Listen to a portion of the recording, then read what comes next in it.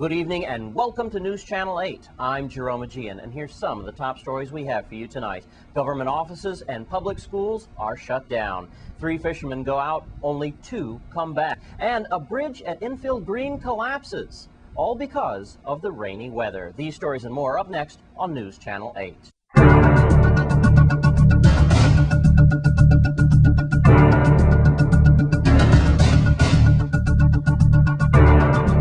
In our top story tonight, the entire territory has been inundated with non-stop rain for the last 24 hours, and Mother Nature has done a job on us as well. We start our coverage tonight with News Channel 8's Wes Small. Thanks a lot, Jerome. There is a lot going on. Early this morning at around 6:30, Governor John DeYoung declared through the Department of Education that all public schools are closed. Subsequently, a lot of private schools continued that as well. So we do have schools that are closed today. Also, most non-essential employees, government workers, have been asked not to come in today. The essential workers are in, like from WAPA and so forth. Also, other government workers are asked to come in at noon. Some workers perhaps to assess your damage to the classrooms and so forth. Now, here's what's going on. Right now, we're in Gallows Bay, and you're seeing some footage on the roads right now. St. Croix really got deluged.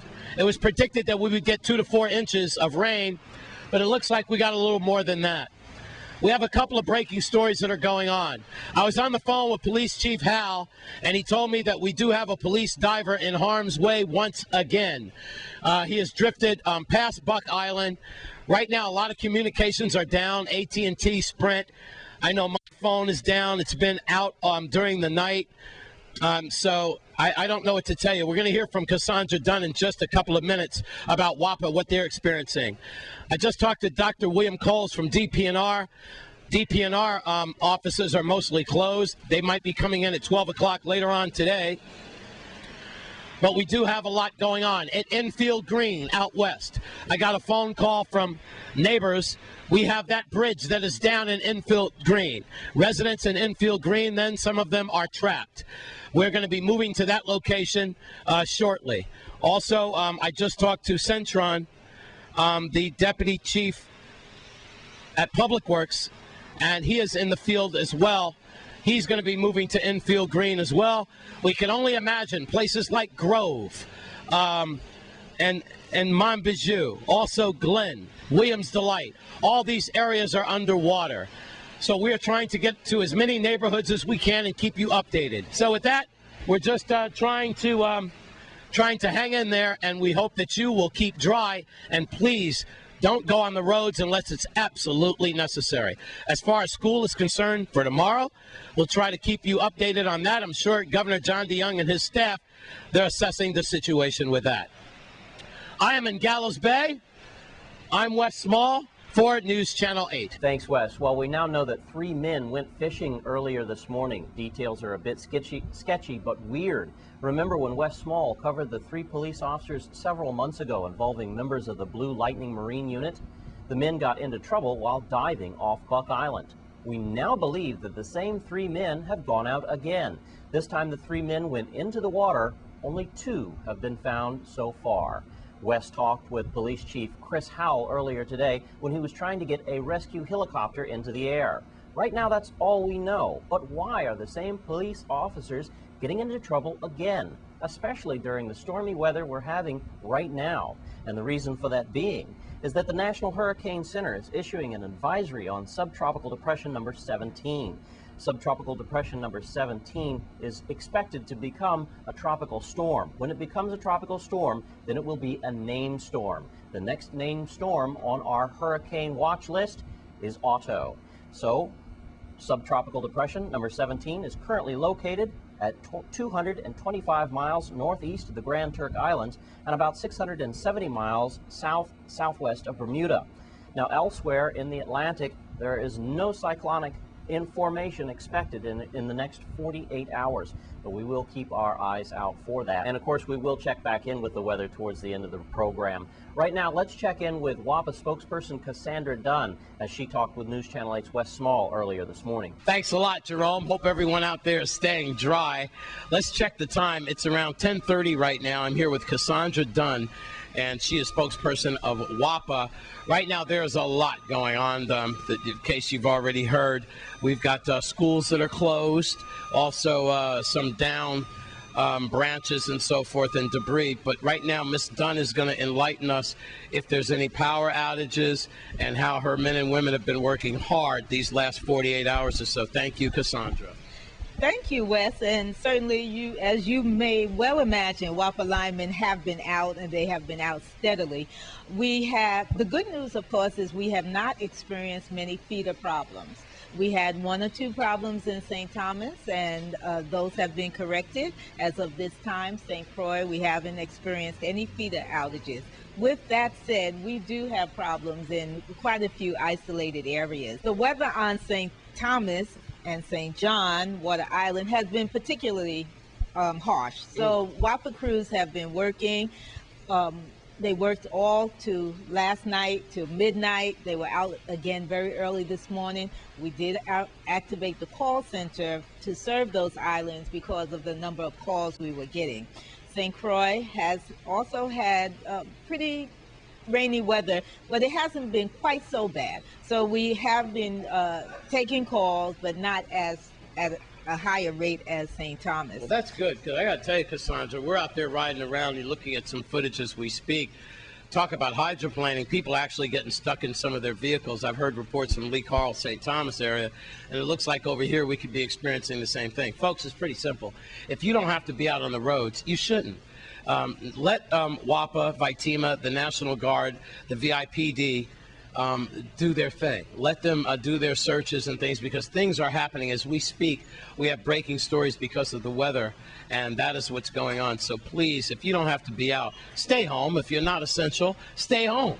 But most WAPA employees are essential, Cassandra. Most WAPA employees are essential, and of course, we do have all hands on deck.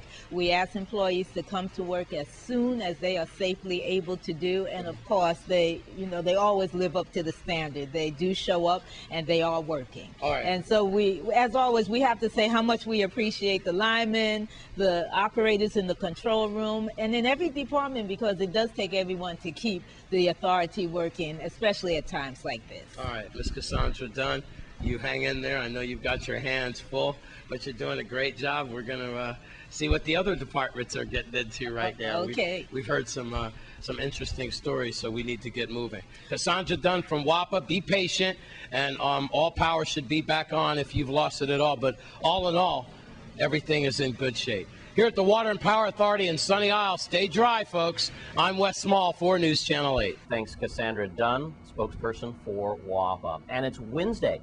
Time for your Crime Stoppers report. Here's Wes Small, dodging the rain once again. Thanks a lot, Jerome. First of all, let me give you an update so far on the missing diver. We understand it's 3 divers once again, 3 fishermen. 2 have now been found. We're still looking for 1.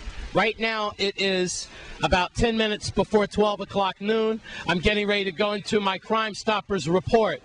And details are still sketchy, but from what I'm hearing, it could be the same guys who were missing before out by Point Udall. What they were doing out there, I have no idea. We do know this. It's unofficial, and they were off duty.